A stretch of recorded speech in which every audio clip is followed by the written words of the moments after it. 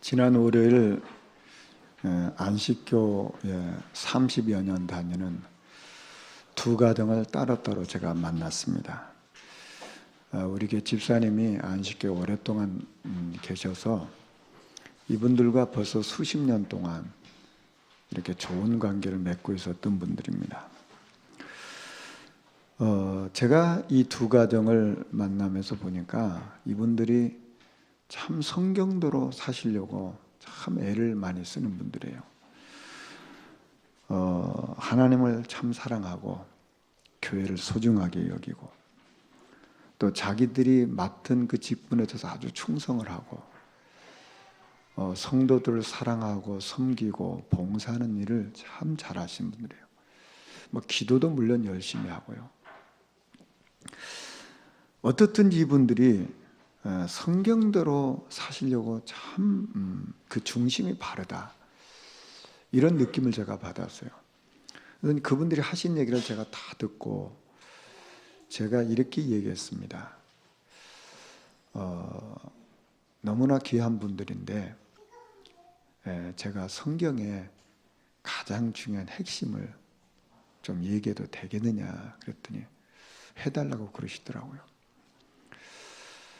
요한복음 3장 16절을 보면 하나님이 세상을 이처럼 사랑하셔서 독생자를 보내주셨다. 성경의 가장 중요한 핵심이 바로 뭐냐면 하나님이 우리 인간을 위해서 독생자를 보내주신 것입니다. 그럼 왜 독생자를 보내주셨냐? 성경은 말하기를 멸망받지 말고 그 이름을 힘입어서 영생을 얻으라고 보내셨다. 그럼 멸망이 뭐냐? 성경이 말하고 있는 멸망이 뭐냐? 그 멸망은 하나님을 떠난 거다. 그 하나님 떠난 걸 보고 죄라고 말한다. 그럼 왜 하나님을 떠나서 죄를 졌냐? 눈에 안 보이지만 사단에게 속아서 이렇게 된 것이다. 그래서 하나님은 우리 인간을 그 멸망 상태에 두지 않으려고 독생자 예수를 보내주셨다. 그래서 성경은 한마디로 그 독생자 예수가 누구냐? 그걸 우리에게 말하는 게 성경의 핵심이다. 오늘 예수님이 질문하지 않았느냐? 사람들이 나를 누구라고 하느냐? 에레미야라고, 세례 요한이라고, 엘리야라고, 선지자 한 분이라고 이렇게 얘기하는데 주님은 또다시 제자들에게 물으셨어요. 그럼 너희들은 나를 누구라고 하느냐? 그때 주는 그리스도시요 살아계신 하나님의 아들입니다. 이 고백을 한 베드로의 고백을 듣고 우리 주님은 너무 기뻐하셔서 바요나시모나 내가 복이 있다. 이를 알게 하는 혈육이 아니라 하늘에 계신 내 아버지시다. 그러면서 반석 같은 축복이 너에게 있고 음부의 권세가 절대 이길 수 없고 천국의 권세가 너에게 있다는 걸 가르쳐 주셨습니다. 그러면 그 그리스도라는 말이 무슨 말이냐 말이에요. 그 그리스도라는 말은 우리 인간이 도저히 해결할 수 없는 사단의 머리를 깨뜨리신 분이라 그 말이에요. 우리 인간이 아무리 발버둥쳐도 해결할 수 없는 죄의 저주를 해결하신 분이라 그 말이에요. 우리 인간이 아무리 노력해도 하나님 만날 수가 없는데 하나님을 만나게 하신 분, 그분이 그리스도다. 이것을 깨달은 제자들을 데리고 예수님은 변화산에 올라가셨습니다. 그 변화산에 올라갔더니 모세도 보이고 엘리야도 보이고 예수님이 거기 계셨어요. 그러니까 베드로가 주님, 제가 모세를 위해서 엘리야를 위해서 예수를 위해서 집을 짓겠습니다. 그리고 눈을 떠봤더니 모세도 사라지고 엘리야도 사라지고 오직 예수만 남았더라. 그런 거 모세는 뭘 말하냐? 율법을 말합니다. 엘리야는 뭘 말합니까? 신비를 말합니다. 자, 우리가 아무리 율법을 100% 다 지킨다 하더라도 죄 문제를 해결받지 못하는 것입니다. 우리가 율법을 100% 지킨다 할지라도 사단을 이길 수가 없습니다. 우리 인간이 아무리 신비한 많은 체험을 하고 경험을 했다 하더라도 그게 사단을 이기는 길이 아닙니다. 죄 저주가 해결되는 길이 아닙니다. 그래서 오직 예수만 남았습니다. 그래서 요한복음 20장 31절에 하나님이 이 성경을 왜 기록했냐? 바로 예수가 그리스도이심을 우리가 알게 해서 그 이름을 힘입어서 구원받으라고 성경 기록했습니다. 제가 우리 성도에 다 아는 얘기 아닙니까? 특별한 얘기가 아니고 제가 그 얘기를 했어요. 그래서 정말 이 예수가 그리스도를 믿고 인격적으로 그 예수를 모신 적이 있냐 그랬어요. 두 부부는 제가 식당에서 만나가지고 얘기를 하다 보니까 그런 분위기에 대해서 그렇게 할 수 없었고, 두 번째 만난 분은 가정에 들어가서 두 부부를 만나서 얘기했기 때문에 진솔하게 얘기했어요. 그랬더니 이분이 영접하겠다고 해서 같이, 제가 말도 안 하는데 두 분이 무릎을 딱 꿇는 거예요. 그건 예수를 영접했어요. 예수 영접하고 났더니 이 안식교 30여 년 다닌 이분이 저한테 묻는 거예요. 그럼 목사님, 안식일도 지켜야 되고 율법을 지켜야 되는데 어떻게 합니까? 로마서 10장 4절에 그리스도께서는 율법의 마침이 되셨다고 했습니다. 그리스도 안에는 모든 율법이 끝난 것이다. 그 안식일의 주인이 누구냐? 그리스도다 그랬어요. 제가 앞으로 만나지게 되면 더 말씀을 전하겠죠.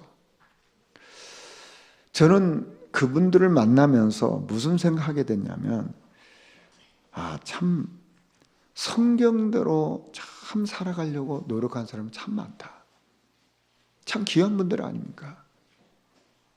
성경대로 예수님이 이 땅에 오셨고, 성경대로 십자가 먹고 죽으시고, 성경대로 부활하셔서 성경대로 그분이 우리 안에 들어오시잖아요. 이게 구원인데 다 좋은데 이것만 희미한 거예요. 그래서 저는 하나님 앞에 얼마나 감사한지 모르겠어요. 우리가 이 복음 안에 이 그리스도를 선명하게 알고 누리고 전하고 있다는 게 얼마나 축복인지를 다시 한번 확인하게 됐어요. 지난주 제가 유튜브에 보면 조세핀 김 박사라고 하는 분의 강의가 있어요.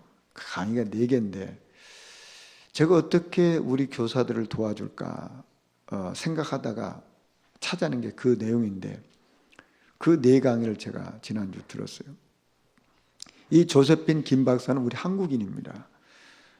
선교사님 딸이에요. 지금 하버드 대학의 교육학 교수입니다. 이분이 4강의를 했는데 강의 핵심이 바로 뭐냐면 자존감이 있는 사람과 자존감이 없는 사람. 그래서 부모들이 우리 후대들에게 반드시 우리 후대를 자존감을 세우는 교육을 시켜야 된다. 이분 강의 내용이 그거예요.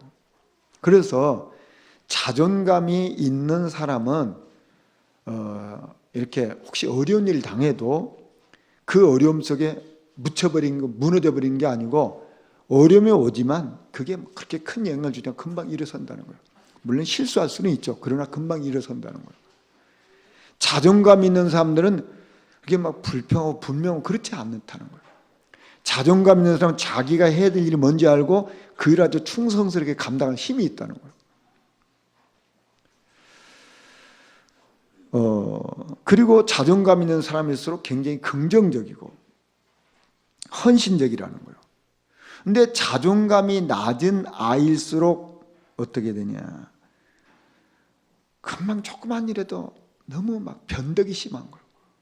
자존감이 낮은 사람들 금방 낙심해버리고 불평불만하고, 그리고 남하고 비교해갖고 조금 남은 교만해지고 조금 안 되면 낙심해버리고, 그리고 불평불만이 많다는 거예요. 그래서 잘 삐지고요. 그거 왜 그러냐? 속이 안 차서. 사람이 속이 딱 차면은 그렇지 않는데 속이 비어 있으니까 잘 삐지고 불평하고 불만하고.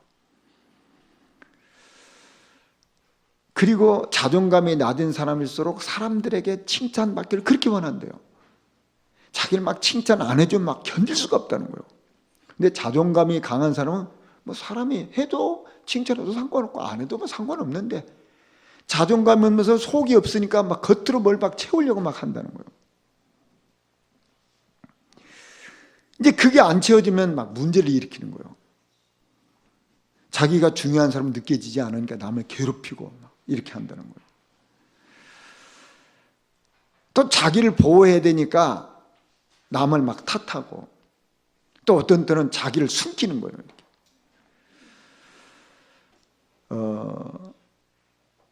그래서 남하고 비교하고. 왜 그러냐? 속 사람이 허하기 때문에 그렇다는 거예요. 이 박사님의 강의 내용입니다.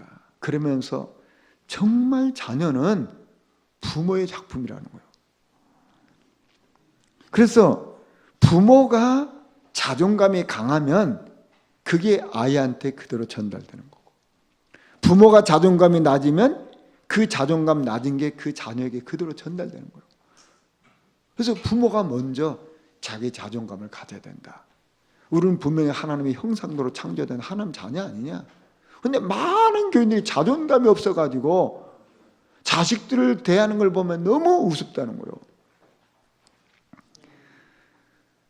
그래서 자존감이 낮은 부모일수록 자기 자식들한테 모욕적인 말을 한다는 거예요. 신경질 자주 하고요. 애들을 비꼬고요. 조롱하고 무시하고 그렇다는 거예요. 그러면 그게 전부 다 자녀들인가 그대로 가는 거예요. 이분이 정말 가슴에 있는 얘기를 하더라고요. 그러면 이 자존감은 자존심하고는 다른 거잖아요. 이 교수님 하는 얘기입니다. 자존심이라는 건 뭐냐면은 자존감이 낮은 사람들이 나오는 게 자존심이라는 거예요. 그래서 자존심이 센 사람은 어디 가서 같이 사람과 더불어 살지를 못해요. 그래서 자꾸만 불화를 일으키고 그렇다는. 왜냐하면 자존감이 약하기 때문에. 이게 주로 이제 상처 많은 사람들의 자존심이 세다는 거예요. 그러니까 남을 상처를 주는 거죠. 저는 이분 강의를 들으면서 이게 우리 교사들이, 우리 부모들이 한번 봐야 되겠구나, 그런 생각하게 됐습니다. 저와 이는 분명히 하나님의 형상대로 창조된 하나님 자녀거든요. 그러니까 하나님으로부터 오는 것이 채워지면 사람을 대하는 태도가 다른데, 그 영적인 것이 채워지지 않으니까 세상적인 걸 막 하려고 하니까 안 되는 거예요, 이게. 그러니까 자식에게 계속 불평하고 자식을 계속 망하게 한단 말이에요. 참 안타까운 일이죠. 그래서 저는 이 부모의 축복이 이게 어떤 거냐 말이에요.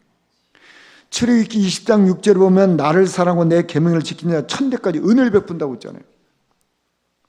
부모가 정말 주님을 사랑하고 주님의 계명을 지키는 천대까지 은혜를 베푼다고 했는데 그 자식이 간다는 거 아닙니까?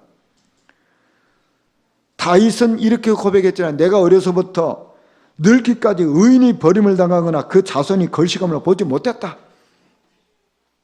그렇게 고백하잖아요. 우리가 수없이 들어보지만은 유광수 목사님이 당신 어머니 얘기를 자주 하시잖아요. 그 어머니가 무슨 많이 배웠다는 겁니까? 부자라는 겁니까? 훌륭하다는 겁니까? 가난한 분 아닙니까? 남편이 일찍 하나님 나라 보내고 힘들게 산 분 아닙니까? 그분이 직업이 청소부 아닙니까? 그러면 사실은 자기 문제 때문에 자기가 힘드니까 막 자식을 갖다 힘들게 할 텐데 이분이 하나님의 은혜가 임해서 믿음이 있었잖아요. 자기 형편은 너무 어렵고 가난하고 배운 걸 없고 청소부 일을 하지만은 사람들에게 존경받을 사람은 아니지만 믿음으로 딱 살았잖아요. 내가 비록 가난하고 무식하고 가진 것 없고 직업이 별 볼 일 없지만 나는 믿음으로 산다 그 말이에요. 그래서 늘 교회 가서 기도하다 보니까 그 힘이 생겨서 이 자식들을 믿음의 본을 보인 거 아닙니까? 늘 기도하면서 교회를 세우고 목사님과 한 방향을 가서 이렇게 인도받는 걸 그걸 보잖아요, 자식이. 저는 저와 우리 성도들이 반드시 이 축복을 받아야 된다고 저는 믿고 기도하는 사람입니다. 여러분 생각해 보세요. 내 자손들이 어느 날 나는 우리 어머니 때문에 우리 아버지 때문에 이런 축복의 자리에 있습니다. 이렇게 고백이 되어졌다면 저와 여러분의 인생은 복된 인생이에요. 우리가 이 땅에 영원히 사는 게 아니잖아요. 우리 후대들에게 무엇을 남기고 갈 것이냐 말이에요. 부모의 축복을 남기고 갈 거냐, 부모의 저주를 남기고 갈 거냐, 둘 중에 하나잖아요. 부모가 늘 불신앙하고 불평하고 원망하고 그렇다면 그 저주가 그 후손들에게 물려가잖아요. 그렇다면 실패한 인생 아니겠습니까? 저와 여러분이 정말 이 땅에 살아가면서 부모로서 내가 형편은 어려울 수도 있고 가난할 수도 있고 배운 게 없을 수도 있고 뭐 그럴 수 있지만은 내가 믿음으로 살고 기도 속에서 정말 하나님의 은혜를 받고 이런 모습이 우리 후대들이 보여진다면 어느 날 우리 후대들은 그거 보고 배우거든요. 그것처럼 복 있는 게 어디 있습니까?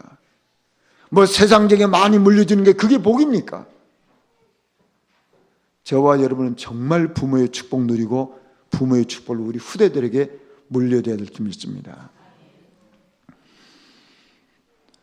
어느 날 교회 유치부에서 유치부 선생님이 이 꼬맹이들 데리고 가르치면서 이렇게 질문했대요. 얘들아, 천국 가고 싶은 사람 손 들어보세요. 그런 거야. 근데 애들이 다 저요 다른데 한 명만 안 들더래요. 그 제가 왜 안 들지 하고 그 꼬마한테 찾아가서 선생님 물어봤어요. 야, 너는 천국 가고 싶지 않아? 왜 손을 안 들었어? 그랬더니 예, 엄마가요 예배 끝나면 바로 집으로 오라고 했어요. 천국은 나중이고 바로 집에 오라 그러면 엄마 말. 애들은요 엄마 말을 굉장히 귀담아 듣습니다. 우리 아이들에게요 듣든지 안 듣든지 믿음의 말을 심어놓으면요 이 아이가 어느 날 역사가 일어나는 거예요. 자꾸 쓸데없는 말, 불신앙의 말 심어놓으면요 그게 아이한테 열매 맺는다니까. 저와 여러분 부모의 축복 누리기를 주 이름으로 축원합니다. 우리가 한 달에 한 번씩 임갑자 박사님 모시고 우리 교사들과 부모 교육을 받습니다. 지금 몇 달 됐잖아요. 제가 임갑자 박사님 강의를 제가 다 듣거든요. 참석은 못해도 우리 카톡에 보내면 제가 다 들어요. 근데 여러 가지 뭐 유익한 얘기가 참 많은데 이분이 한 얘기의 가장 핵심이 우리 후대들에게 하나님의 성품을 닮은 후대를 키워야 될 거 아니냐. 갈라디아서 5장 22절 23절에 보면 오직 성령의 열매는 사랑과 희락과 화평과 오래 참음과 자비와 양성과 충성, 온유와 절제니 이 9가지 열매에다가 한 달에 하나씩 가르치니까 12달 해야 되니까 3개를 더 넣었어요. 경청, 그리고 지혜, 감사. 이렇게 12가지를 가지고 한 달에 하나씩 계속 가르치는 거예요. 그래서 1년을 12달 이렇게 하는 겁니다. 이분은 교육학 박사 아닙니까? 그리고 이론적인 것을 갖다가 이분이 어린이집을 세워가지고 실제로 실천해요. 적용해서 자기가 깨달은 것을 지금 우리 교회 와서 지금 포럼하고 가르쳐 주는 거예요. 이게 실제적인 거 아닙니까?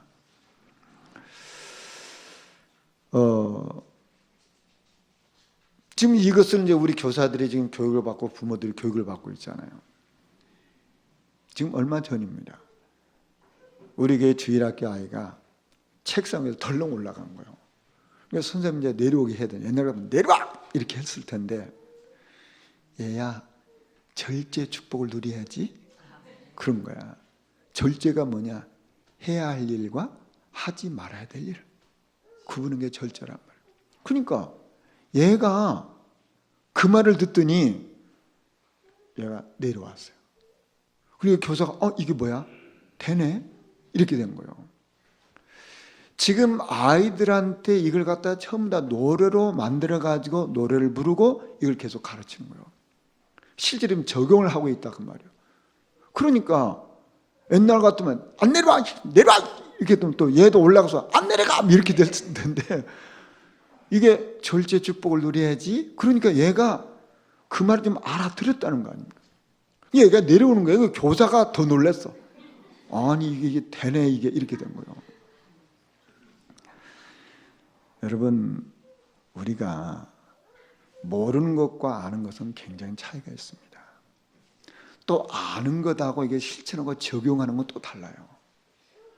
그런데 지금 우리가 하고 있는 이 교육이 아이에게 조금씩 영향이 미치고 있다 그런 거 아닙니까? 막 금방 막 팍팍팍 바뀌면 더 좋겠지만 뭔가 좀 조금씩 가능성이 보이고 있다는 거 아닙니까? 여러분, 왜 우리가 이렇게 후대 교육에 투자를 해야 됩니까? 이게 얼마나 복 있는 일이냔 말이에요. 교육은 어떤 의미에서 한없이 붙는 것도 똑같아요. 그래서 이게 금방 역사가 아니라니까 하다가 포기하잖아요. 여러분, 임갑자 박사님 여기 와서 강의하면요, 여기 참석하는 분들은 다 돈 냅니다. 우리 맹목사님 2만 원씩 내요. 김도훈 교수 2만 원 내고 우리 사모들도 다 2만 원씩 다 내면 참석은 다 2만 원씩 내요. 그거 왜 내냐? 교회 손 안 벌리고 자체적으로 하려고. 거기서 강사비도 드려야 되고 교통비도 드려야 되고 우리 교사들은 식사도 해야 되고 그러잖아요. 그러니까 돈이 들어요. 그걸 갖다 교회에다가 재정에다가 막 도와주세요. 그러니까 자체적으로 하라고. 자체적으로 하라니까 다 돈 낸다니까. 그래서 이게 우리 성도들이 돈 있는 사람들 내세요. 우리 맹목사한테 주면 다 각지 있게 쓸 거거든요. 이게 얼마나 가치 있는 일이냔 말이에요. 이게.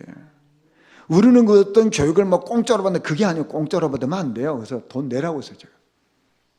이게 돈 사실은 제가 내라는 게 아니고 자기들이 상의해서 보니까 우리가 내서 합시다 그런 거라면 그렇게 하라고. 교회 손 안 벌리고. 이게 얼마나 감사하냔 말이에요. 교인들이 잘 모르잖아요, 이게. 여러분 카톡에 있는 거 뭐 그냥 공짜로 다 듣잖아요. 공짜로 듣지 말고 돈 내세요. 왜냐면 지속해야 되니까 이게. 뭐 한 번 하면은 그냥 많은데 이게 지속해야 되니까 이걸 지속하려면 어디 자꾸 벌리면 안 되잖아요. 뭐 이번 주도 우리 렘넌트 데이 하지 않습니까? 렘넌트 데이 하면요, 금요일 저녁에 우리 김도훈 여사 사모가 애들 데리고 자거든요.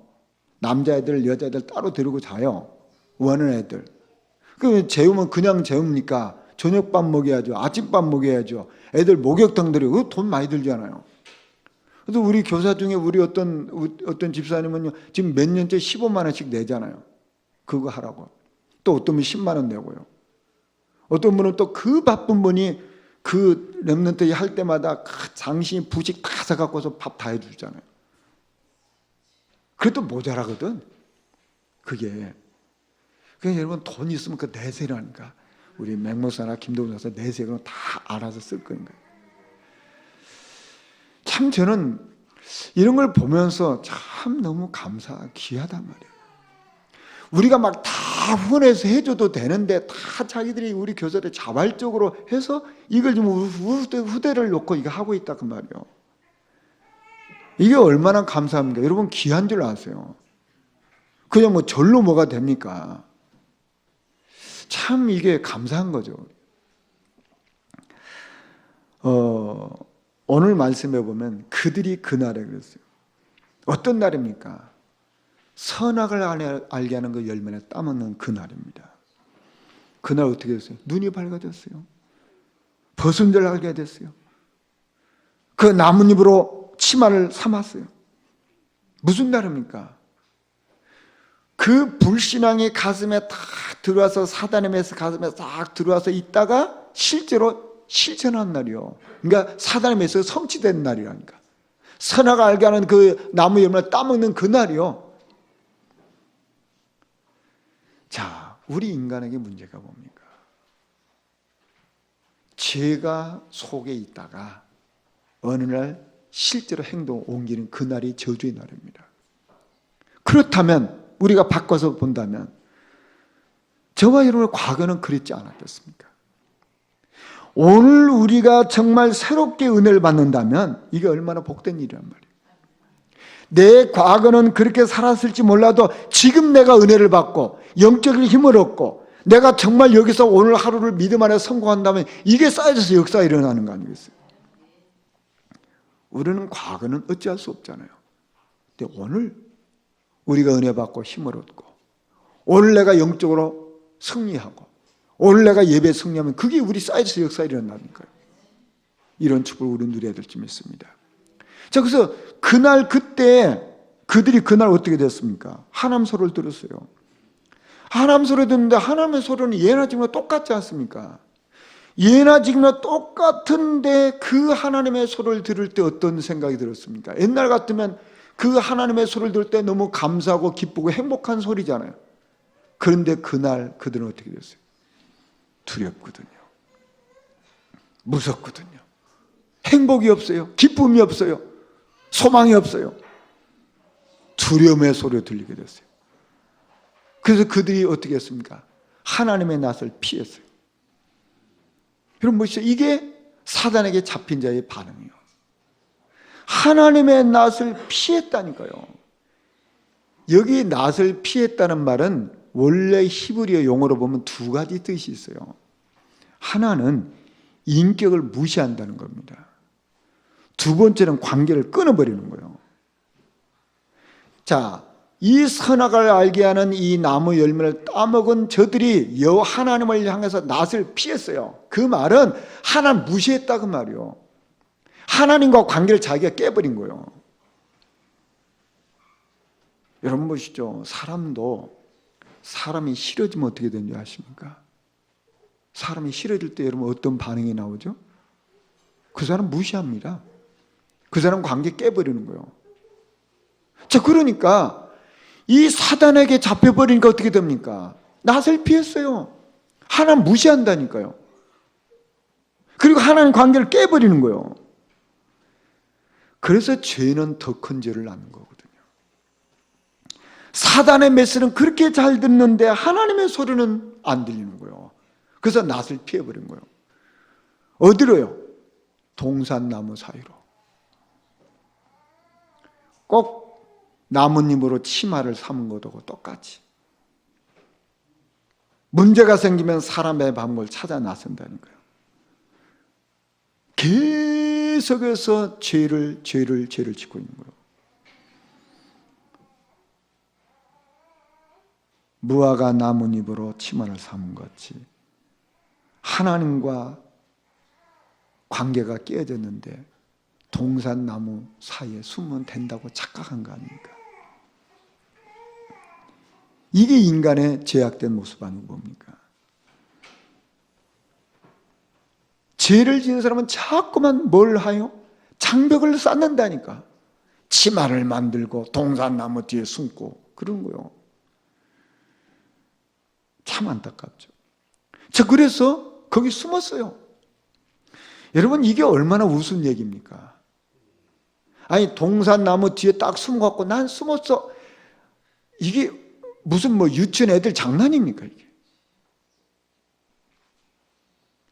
여러분 하나님 앞에 숨는다고 숨어지는 겁니까? 이게 무슨 얘기인지 아십니까? 하나님을 인간 순으로 완전히 낮춰버리는 거예요. 우리 인간들은 동산나무 뒤에 숨으면 안 보이잖아요. 그런 것처럼 숨으면 되지 그런 거예요. 이게 하나님의 전능하심을 무시하고 있는 거 아니고 뭐겠어요? 하나님을 피해서 숨을 수가 있나요? 이게 영적인 병이라 그 말이에요. 이게 영적인 문제라 그 말이에요. 자꾸만 숨겨요. 숨겨집니까 하나님은? 사람은 속일 수 있어도 하나님은 속일 수가 없잖아요. 이게 영적 병이 이렇게 도지는 거예요 이게.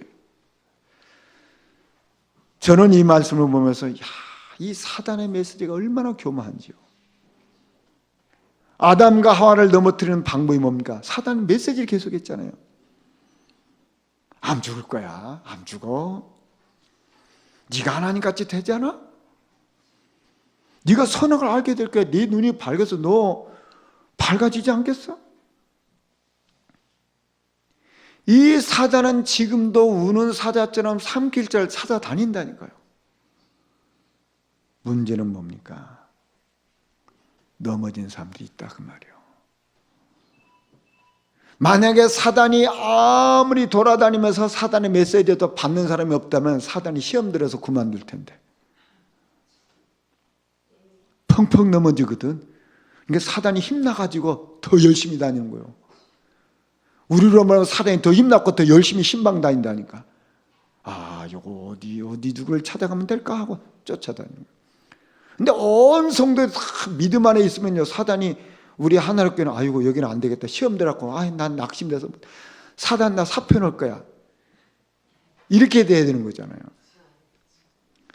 사단이 사표를 내야지. 사단이 힘나고 돌아다니게 하면 그 죄라 그거. 왜 우리는 새로운 은혜 속에 들어가야 될까요? 왜 우리는 반복해서 그리스도의 말씀을 드려야 될까요?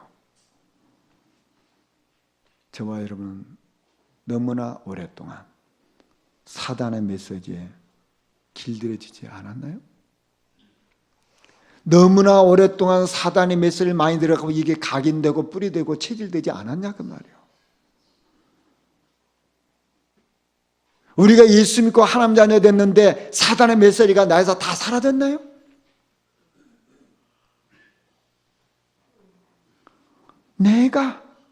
내 방법, 내가 할 거야, 내 마음대로 할 거야. 이게 조그마한 꼬마부터 그래요. 조금 주먹등이 많은 꼬마부터 내가 할 거야, 내가 할 거야. 사단의 메시지. 어릴 때부터 쪄들어 있어요. 나 혼자 있을 거야. 나를 조금만 건드리면 못 참아요. 내 감정을 건드렸다, 내 자존심을 건드렸다, 내 기분 상하게 했다, 그럼 불같이 화를 내요. 그거 왜 그럴까요? 사단의 메시지 길들여져가지고. 그래서 저는 깨달았어요. 왜 예수님이 오셔야만 될까요? 왜 그 예수님이 나에게 오셔야 되냐 그 말이요. 이건 남의 얘기가 아니잖아요. 내가 할 거야, 내 마음대로 할 거야, 내가 이게 남의 얘기냐 그 말. 이게 내 얘기 아닙니까? 왜 예수님이 나에게 찾아오셔야 되냐 그 말이요. 얼마나 사단의 메시지가 나에게 깊이 뿌리 박혀 있는지 우리 주님이 이 저주에서 이 멸망 상태에서 나를 건지기 위해서 오셨다 그 말이요. 마태복음 9장 13절에 보면 내가 의인을 부르러 온 것이 아니요 죄인을 부르러 왔노라. 나와 같은 죄인을 부르러 오셨다 그 말이요. 그분은 마귀를 멸하러 오셨어요. 그분은 나를 위해서 십자가 못 박혀 죽으셔서 내가 하지 수 없는 죄의 대속물이 되게 해서 오셨다 그 말이요. 그 그리스도는 나를 하나님 만나게 하기 위해서 오셨다 그 말이에요. 그래서 우리의 연약함을 아시고 우리와 세상 끝날까지 함께 하셔서 내 삶을 인도하기 위해서 오셨어요. 저와 여러분의 이 축복을 사실적으로 누리시길 주의 이름으로 축원합니다. 지난주 금요일 기도 수첩에 보면 역대상 29장 14절 말씀이 나옵니다. 다윗의 고백이요. 나와 내 백성이 무엇에 간다 이처럼 즐거운 마음으로 드릴 힘이 있었나이까. 모든 것이 주께로 말미암았사오니 우리가 주의 손에서 받은 것으로 주께 드렸을 뿐이다. 성전 지을 준비를 하면서 다윗이 가지고 있는 소중한 것들을 많이 드렸는데 온 성도들이 같이 드렸어요. 다윗뿐만 아니라 온 성도 다 같이 하나님 앞에 드린 거예요. 그래서 다윗이 너무너무 감사해서 어떻게 이렇게 즐거운 마음을 가지고 나와 우리 온 백성들이 드릴 수 있었으면 너무 감격하는 거예요. 이 말씀을 가지고 금요일 우리 신학교에 신학생 한 분이 이 말씀을 가지고 예배를 인도했어요. 자기 인생 고백을 하더라고요. 자기 아버지가 지난 20년 동안 일은 한 번도 벌어온 적이 없어요. 무능한 사람이죠. 그러면 무능한 사람이 가만히 있습니까? 무능한 사람이 가만히 있는 게 아니고 자기 무능함을 감추기 위해서 엄마를 괴롭히는 거예요. 무능하면 가만히 있어야지 늘 술만 퍼마시는 거예요. 아무 생활에 도움도 안 되면서 술 사갖고 와, 술 사가 돈 줘, 이것밖에 안 하는, 그게 20년을 한 거예요. 그러니 자기의 그 어린 시절에 뭐만 남아 상처만 가득한 거예요. 엄마가 가정을 꾸려 나가야 되니까 밤늦게까지 일을 하는 거예요. 그 엄마가 돌아오면 그 남편이 집에 있으면서 집을 치우는 것도 아니고 엄마한테 욕하고 던지고, 그걸 20년을 한 거예요. 이 친구가 신학을 왔어요. 그 신학교 오니까 이제 교회에서 전도사를 하지 않습니까? 전도사 일을 하는데 사역이 많으니까 밤에 한 10시나 10시 반 들어간대요. 들어가면 얼마나 피곤하겠습니까? 방에 들어가면 방이 완전 전쟁터라. 술병 완전히 이거 완전 쓰레기장이라. 그걸 자기가 치워야 되잖아요. 그때 아버지가 뭐라고 한마디 하면 말이 곱게 나가겠어요? 완전 전쟁이지. 그러던 어느 날 이 친구가 다, 하나님 내가 왜 이러죠? 정말 나는 지금 이 자리 이 시간에 그리스도가 나에게 필요합니다. 지금 이 시간 그리스도가 나에게 필요합니다. 그리스도 아니면 나는 절대 살 수가 없습니다. 이 죄 저주가 어떻게 꺾입니까? 그리스도 아니면 안 되잖아요. 이 사단의 역사가 지금 이 시간 꺾여야 되는데 이게 아니면 안 되잖아요. 하나님 앞에 정말 탄식이 나오면서 그리스도를 갈구한 거예요. 근데 그때부터 자기 마음에 여유가 생긴 거예요. 그러면서 자기 아버지를 보니까 불쌍한 거예요. 평생에 사단에 잡혀가지고 제 종로로 타고 있는데 영원히 불쌍한 거예요. 그러니까 말이 이제 바뀌지잖아요. 옛날에 뭐 불퉁불퉁하고 막 이제 말이 바뀌지잖아요. 저는 그 전사님의 그 고백을 들으면서요, 제 마음으로 눈물이 나더라고요. 야, 저렇게 그리스도를 사실로 붙잡고 있구나. 실제 문제 앞에서 그리스도 사실로 붙잡고 있잖아요. 그러니 그 가난에 대한 그 상처가 얼마나 크겠어요. 그래서 자기가 돈 벌기 위해서 막 그 돈 버는 책을 수십 권을 읽은 거예요. 아, 나는 가난에서 벗어나면 그러지 않겠습니까? 그리고 뭐 신학을 왔는데 돈 벌 길이 있습니까? 아무 생각이 안 나는 거죠. 그러니까 뭐 자기는 그렇게 사는데 기숙사에서 같은 방에 있는 신학생이 간증을 한 거예요. 나는 헌금생활을 이렇게 하고 나는 교회를 이렇게 섬기고 있다고. 그 수많은 책들은 자기 기억에 다 사라졌는데 그 옆에 있는 동료 전사가 간증하게 자기 가슴에 딱 꽂힌 거예요.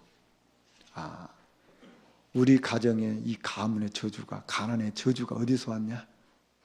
여기서 왔구나 깨닫고 이 친구가요 생을 걸고 헌금하고요, 생을 걸고 교회 봉사한다.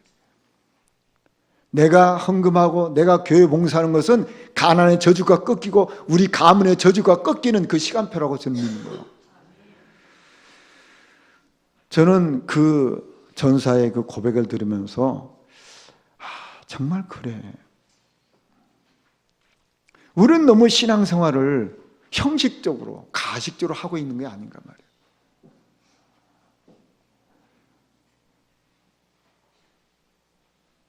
저와 여러분에게 정말 그리스도가 사실화되어지고 신앙생활 실제되기를 주 이름으로 축원합니다. 그러면서 제 마음속에 무슨 생각이 들었냐면, 사람이 가난한 사람은 일반적으로, 상처 많은 사람은 일반적으로 움츠러듭니다. 좀 돈이 많고 좀 배운 사람은 좀 여유가 있어요. 근데 믿음은 그렇지 않더라고요. 믿음은 가난과 무식과 상관없이 그 사람의 그릇에 따라 달라요. 제가 다음 주일 예배 후에 오후에 저 이천에 교회 임직식을 제가 예배를 인도합니다. 이천에 계신 목사님이 저를 얼마 전에 만나도, 목사님 우리 교회 권사 2분을 세우는데 목사님 꼭 오셔서 목사님 예배를 좀 인도해 주셔야 되겠다는 거예요. 아니 뭐 제가 갑니까? 많은데 아니 목사님 오셔야 된다는 거예요. 제가 뭐 그렇게 하겠다고 했는데 그 목사님 얘기입니다. 그 권사 2분을 세우는데 그 권사님 2분 때문에 자기가 너무너무 은혜를 받고 있다는 거예요. 그러면 이제 간증을 하는 거예요. 뭐 2년 전인가 교인이 얼마 안 되는데 이제 교회가 전세로 이렇게 있는데 주인이 전세를 올려달라고 해도 1,500만 원. 근데 어려운 게서 1,500만 원이 어디 있습니까? 근데 이 권사들 이 2분이 그 말을 듣고 가서 딱 그날 한 분이 1,000만 원, 한 분이 500만 원 딱 현찰을 갖고 왔대요. 그래서 딱 해결했다는 거예요.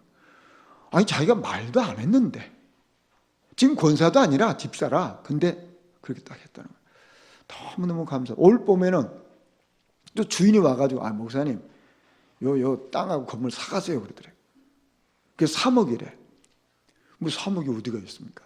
근데 이제 목사님은 또 그런 게 있잖아요. 뭐 전세 들고 뭐 이게 사면 좋겠다 이런 마음이 있잖아요. 근데 가만히 계산해 보니까 그 땅과 건물로 보면은 한 1억 얼마를 대출을 받을 수 있대요. 한 2억만 있으면 이게 되지 않겠나 이제 마음으로 이런 생각이 있겠죠. 계산을 하잖아요. 그런데 이 집사님이 목사님 찾아서 목사님 제가 보니까 이거 땅과 건물 하면 한 1억 대출 받았을 거, 1억 좀 더 대출 받을 수 있고 2억이 필요한데 제가 2억을 마련하겠습니다. 이렇게 왔대요. 그러니 목사님이 얼마나 이게 힘납니까? 그래서 어떻게 해석했대요? 그래서 알아봤더니 그 땅이 좀 문제가 있는 땅이래. 그래서 이제 보류해놨다고 하더라고요. 그러니까 목사님 와서 이제 메시지 해달라는 거예요. 제가 그 목사님 얘기를 들으면서 이분들은 정말 권사 될 사람들이다. 이런 분이 권사가 되지 어떤 분이 권사가 되겠어요?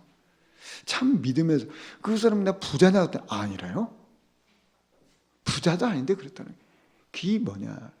교회가 필요라고 하는 필요한 일에 실천하는 거예요. 어느 교회에서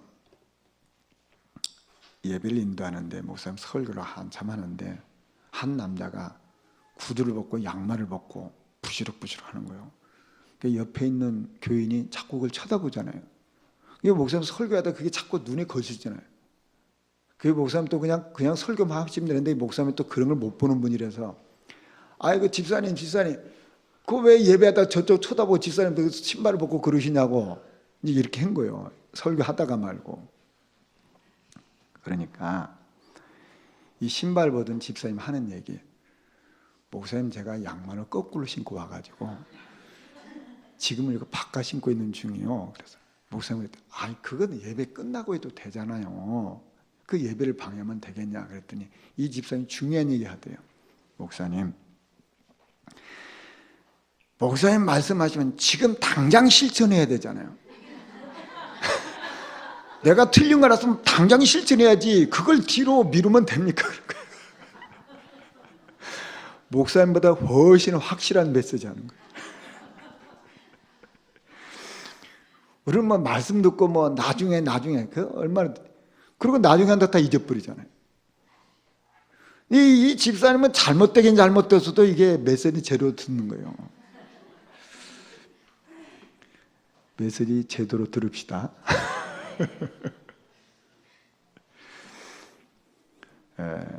이 믿음의 말, 믿음의 행동은요 다른 사람에 영향 갑니다. 이게 영적인 파장이에요. 오늘 저는 찬송가 262장을 불렀어요. 날 구원하신 예수님 영원히 찬송하겠네. 여러분 우리는 뭐 이런 일 저런 일 우리 인생을 통해서 많이 일어나지 않습니까? 어떤 사람은 문제가 오면 거기에 낙심하고 좌절해버려 포기해요. 그 영적 파장을 미칩니다. 어떤 사람은 똑같은 어려움인데 그걸 붙잡고 찬송하고 기도하고 예배해요. 그러면 영적 파장이 미칩니다. 저와 여러분은 어떤 인생을 사시겠습니까? 내가 한 번 사는 인생인데 내 삶을 통해서 이 영적인 아름다운 믿음의 파장들이 퍼진다면 그게 복 있는 거 아니겠어요? 우리가 어려워도 예배하고 기도하고 찬송하고 이러면 분명히 나도 살고 다른 사람도 살리잖아요. 근데 막 내가 낙심하고 불신하고 좌절하고 있으면 그게 나만 무너지는 게 내 주변에 영향 미친다니까. 데살로니가서 1장 5절에 우리의 복음이 너희에게 말로만 이른 것이 아니라 또한 능력과 성령과 큰 확신으로 된 것이라고 했어요. 말만이 아니고 이 모든 믿는 것의 본이 돼서 다른 사람은 다 퍼지는 거예요. 시편 119편 164절에 고백했잖아요. 내가 하루 7번씩 주를 찬양하나이다. 지난번에 우리 렘넌트 데이에서 제가 우리 학생들하고 이 찬양 불렀어요. 찬송을 부르세요. 찬송을 부르세요. 놀라운 일이 생깁니다. 찬송을 부르세요. 제가 우리 아이들이 이 찬양 불렀거든요. 여러분 혹시 어려운 일 있나요? 답답한 일 있나요? 거기에 무너지면 안 좋은 파장이 미칩니다. 똑같은 일이 있어도 이걸 믿음으로 이 일을 통해 하나님 계획이 있음을 알고 찬송하시고 기도하시면 내가 살고 내 주변이 삽니다. 한 번 사는 인생인데 영적 믿음의 파장이 일으키는 축복 누린 인생 되기를 주님으로 축원합니다. 말씀 정리하겠습니다. 정말 부모의 축복이 뭘까요? 자존감을 높이는 부모의 축복. 우리 자신이 하나님의 성품을 닮아가는 축복의 증인되어야 될 줄 믿습니다. 사단의 속은 자의 영적인 상태가 뭡니까? 하나님 낯을 피해요. 그래서 저와 여러분은 예수님이 그래서 오셨어요. 이 구원에 대한 참된 즐거운 마음을 가지고 믿음의 영적 파장을 주는 축복의 사람으로 한 상에 쓰임받기를 주의 이름으로 축원합니다. 우리 말씀 생각하시면서 1, 2분 기도하시겠습니다.